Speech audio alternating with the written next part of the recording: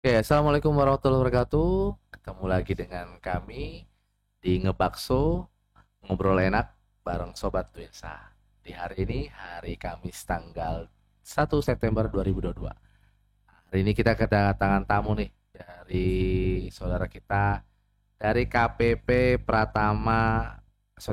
Pajak Pratama Pluit dengan yang kami hormati Pak Sun Haji sebagai Kepala Seksi Pelayanan untuk KPP Pajak Pratama Pluit. Yang kemudian yang kedua adalah Pak Catur. Pak Catur ini fungsional penyuluh pajak.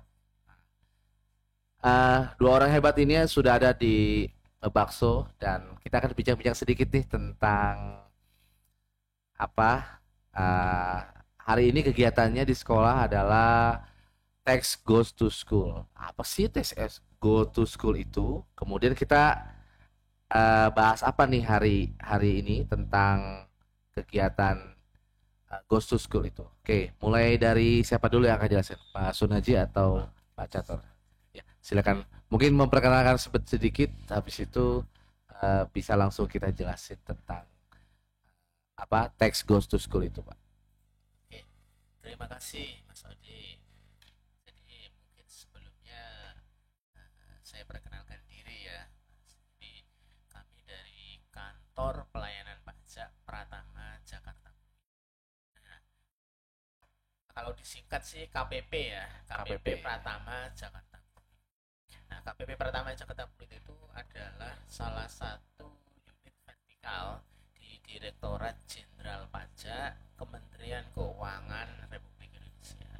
Jadi, kami yang memiliki tugas pokok dan fungsi mengumpulkan penerimaan pajak ya, pajak pusat di sini, pajak pusat, pajak penghasilan, pajak pertambahan nilai dan lain-lain.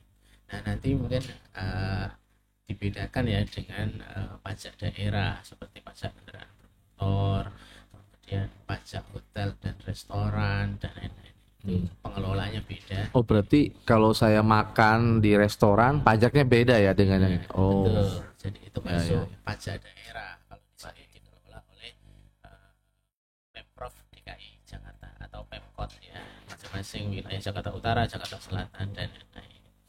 Nah, mengenai kegiatan Tes Goes to School. Nah, ini tuh merupakan kegiatan rutin ya Mas ya.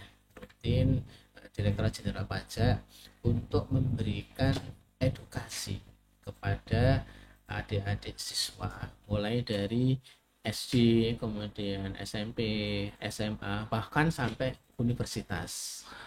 Ya, ya. Seperti itu. Jadi banyak sekali kegiatan edukasi ini. Jadi kita intinya ingin memperkenalkan apa sih sebetulnya pajak itu. Kemudian bagaimana mengelola uang pajak yang dikumpulkan. Dan kemudian eh, adik-adik di sekolah juga tahu manfaatnya itu apa sih sebetulnya uang pajak yang sudah dikumpulkan. Oh gitu. Jadi di sini dari KPP Pratama Pajak Pluit ingin memperkenalkan, mengedukasi tentang pajak gitu. Nah ini Pak Catur nih sebagai penyuluh mungkin ada tambahan yang tadi dijelaskan oleh Pak Sunaji. Jadi begini Mas, memang program rutin dari Direktorat Jenderal Pajak mengenalkan pajak ini kepada anak-anak sekolah sejak usia dini. Jadi dimulai dulu sebelum kita teks dulu juga kita adakan kegiatan rutin yaitu pajak bertutur. Kita Pajak adakan bertutur ya. bulan, Pernah dengar saya. iya itu serentak kemarin kita laksanakan tanggal 18 Agustus seluruh Indonesia itu ya. Jadi sasaran kita ya terutama di anak-anak sekolah mulai dari SD, SMP, SMA sampai perguruan tinggi. Hmm. Nah, kenapa kita mengenalkan pajak ini sejak dini? Karena memang anak-anak ini kan eh, kesadarannya mudah dibentuk sejak dini. Jadi saat mereka dewasa nanti menjadi wajib pajak, mereka lebih punya kesadaran. Coba bandingkan misalnya kita ngasih edukasinya kepada mungkin usianya sudah ini ya Sudah dewasa lah. sudah dewasa mungkin Mm-mm. mereka kesadarannya mungkin agak susah. Betul, Kalau betul. sejak dini kita tanamkan dari kecil dan ini kan lebih mudah masuk begitu Mas. Oh. Nah, kalau untuk Kita bicara global dulu ya. Kita bicara tentang masalah pajak. Saya pun baru tahu ketika saya sudah wajib pajak. Nah, saya pikir juga memang sangat penting edukasi ini. Karena istilahnya dalam peribahasa tak kenal maka tak sayang. Nah, makanya kita kenalan. Dan menurut saya ini bagus banget kalau seandainya pihak dari KPP Pertama Jakarta Pluit ini sudah mau terjun langsung, ibaratnya jemput bola ya, tentang edukasi pajak ini ya. Terus kan kalau saya pernah dengar ada istilah pajak memaksa, itu apa ya pajak memaksa itu? Maksudnya gimana itu pajak memaksa? Ya sebetulnya kalau dilihat dari definisi pajak ya, pajak itu kan kontribusi ya masyarakat kepada negara yang sebenarnya sifatnya sih memang memaksa dan berdasarkan undang-undang, tapi berdasarkan undang-undang. Memaksa ini itu sebetulnya wujud dari kewajiban dari warga negara kepada negaranya. Mungkin apa namanya, penghasilannya sudah memenuhi batas yang kena pajak, maka dia harus membayar. Atau mungkin pajak pertambahan nilai, barang-barang itu yang kita beli di supermarket dan lain-lain itu memang harus kena pajak, ya memang harus dikenakan pajak. Undang-undang inilah yang sifatnya ya dalam tanda petik itu memaksa warga negara yang memang sudah wajib untuk membayar pajak.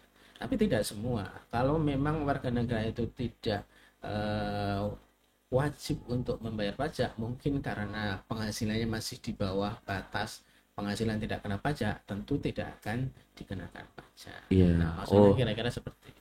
Berarti infrastruktur ya, pembangunan, kemudian apa jalan raya itu semuanya masuk dalam kategori pendapatan dari pajak kemudian dialokasikan untuk pembangunan, seperti itu mungkin ya. Betul. Pak Catur. Jadi gini, mungkin saya tambahin sedikit, mungkin kita bicara definisi pajak dulu aja. Seperti yang disampaikan Pak Sudasi tadi, jadi pajak itu kan kontribusi wajib kepada negara, dan itu kan sifatnya memaksa. Tapi memaksanya ini bukan sembarang kepada orang-orang pribadi atau perusahaan. Jadi di pajak itu ada namanya pemenuhan kewajiban subjektif dan objektif. Jadi dua-duanya ini harus terpenuhi. Jadi subjektif itu ada orangnya, pihak yang nanti akan dikenakan pajak. Kemudian objektif yaitu dia harus mempunyai penghasilan yang ada batas tertentunya dia dikenakan pajak. Ya, kalau dua ini terpenuhi, maka dia wajib untuk membayar pajak. Dan saat wajib pajak tersebut yang seharusnya dia tidak membayar, kemudian itu kita punya hak untuk memaksa supaya dia mau membayar pajak. Iya. Ya. Karena hampir 80% ya kalau tidak salah negara itu bisa berjalan kalau pajaknya juga jalan. Ya kan? Nah, itu juga penting buat kita ya sebagai edukasi ke anak di bawah dewasa atau masih remaja, itu penting. Edukasi itu penting banget dan sepertinya ini harus diketahui oleh peserta didik kita khususnya. Ya. Terus apalagi di kegiatannya di tes Gustusko ini? Mungkin Pak Catur dulu. Mungkin ada lebih ini. Tes Gustusko, Pak. Mengenai teks khusus tadi kan arah kita memang memberikan edukasi mengenai pajak itu apa sih sebetulnya. Kemudian setelah pajak itu dikumpulkan, bagaimana Kementerian Keuangan dalam hal ini kan Direktur Jenderal Pajak itu mengelola uang pajak itu. Dan terakhir kita harapkan adik-adik siswa itu memahami uang pajak itu sebenarnya manfaatnya apa. Nah tadi mungkin sudah ditanyakan Mas Edo ya. Jadi mungkin saya jelaskan bahwa pajak yang kita kumpulkan nih itu kan nanti akan masuk ke penerimaan negara di Kementerian Keuangan. Nah setelah masuk di keuangan negara itu akan dialokasikan untuk biaya pembangunan. Oh gitu. Misal gini, Pak Catur ya sekarang, Pak Catur, misal penerimaan pajak dari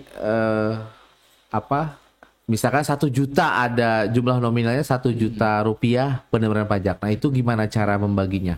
Jadi gini Mas, kan APBN kita itu sebenarnya kan ribuan triliun ya. Ada sekitar 2.000 triliun lebih, dan 80% dari APBN itu adalah dari pajak.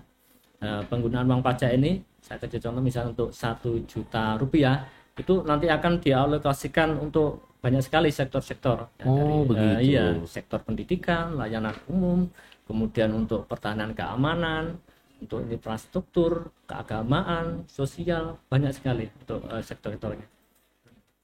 Iya, iya, iya. Oh, artinya pendidikan juga termasuk ya? Termasuk yang mendapatkan dari manfaat pajak tersebut. Iya. Oh, iya, iya, iya, iya. Contohnya kalau pendidikan apa, Pak? Misalnya untuk pendidikan ya, untuk misalnya infrastruktur ya, Infrastruktur. untuk membangun gedung-gedung sekolah yang mungkin sudah rusak. Baik. Kemudian untuk kita mungkin di SMP ini ada dana bos untuk siswa miskin. Oh, dana bos itu termasuk dari pajak ya? Iya, betul. Ya. Apa lainnya untuk gaji guru. Gaji guru. Pajak. Oh, Bapak Ibu guru.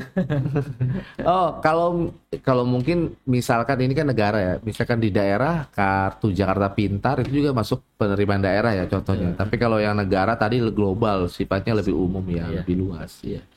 Jadi selama ini semua pendidikan itu dibayar oleh pajak ya. Oke, lanjut Pak. Kita tanya lagi nih, apa nih yang mungkin bisa di-sharing tentang pengenalan pajak di sekolah.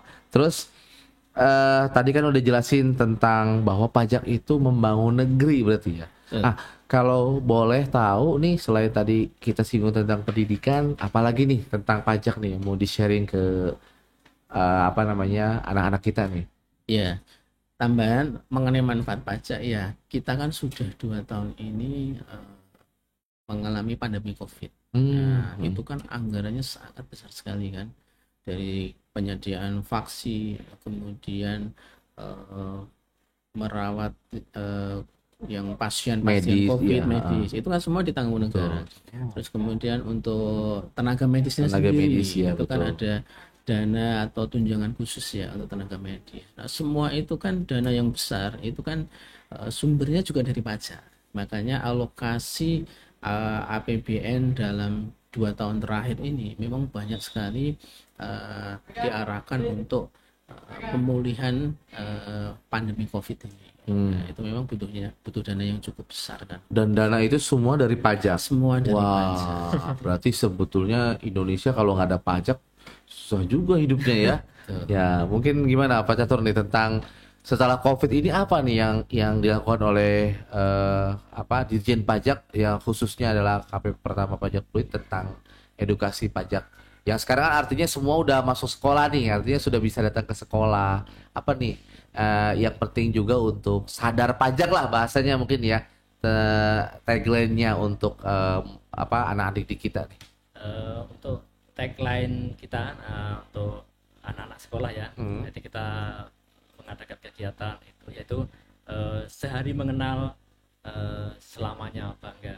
Jadi kita adakan ini memang membuat supaya nanti mereka saat dewasa menjadi wajib pajak itu ada rasa bangga, karena dengan membayar pajak itu ikut membangun negeri.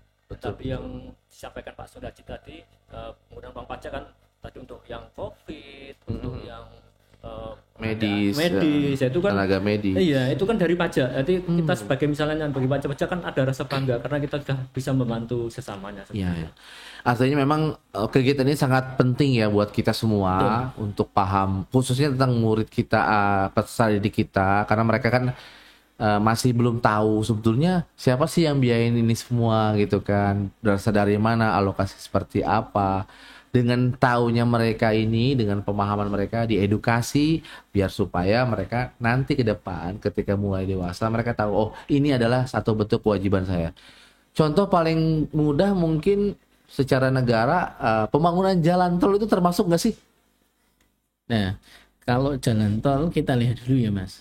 Kalau sumbernya dari BUMN itu mungkin nanti juga ada kontribusi dari APBN meskipun kecil sekali, tapi rata-rata kalau jalan tol yang dikelola swasta memang murni swasta, makanya itu berbayar beda. Tapi kalau pajak untuk infrastruktur, kalau pembangunan jalan rata-rata yang jalan yang tidak berbayar biasanya seperti itu. Oh, misalkan kayak jalan nasional mungkin ya. Jalan nasional. Jalan nasional, terus kemudian pemeliharaannya dan sebagainya gitu ya. termasuk yang daerah terpencil yang dulu enggak jalannya masih belum layak. Nah, sekarang dengan uang pajak yang makin bagus, pembangunan infrastruktur makin masuk ke daerah-daerah pelosok. Nah, dulu jalannya jelek, nah sekarang rata-rata halus. Saya Oh kemarin iya, kan saya merasakan itu. merasakan ya, Mas, ya. Merasakan, saya sangat merasakan. Itu hasil dari uang pajak Uang dari pajak kontribusi itu, warga. ya. Ya, artinya pajak ini semakin sadar, semakin kita mencintai negeri sebetulnya ya. Ya, karena tagline-nya kan sadar pajak itu adalah untuk mencintai negeri dan membangun negeri kita. Oke. Mungkin ada yang mau disampaikan lagi, Pak Gatur? Tambahan? Tambahan terakhir ini, Mas. Iya, terakhir. Mungkin pesan saya kepada Iya, kawan-kawan. pusing untuk peserta didik apa nih? Betul. Jadi jangan lelah untuk terus mencintai bangsa ini. Di depan kalian yang akan menjadi Penerus. bangsa. Baik, oke. Oke, baik. Terima kasih Pak Sunhaji, Pak Catur atas obrolan kita pagi ini di Ngebakso. Mudah-mudahan ada manfaatnya. Dan ini sangat bermanfaat juga buat kita semua. Oke, baik. Saya tutup, saya akhiri. Salam dari Ngebakso. Assalamualaikum warahmatullahi wabarakatuh. Waalaikumsalam.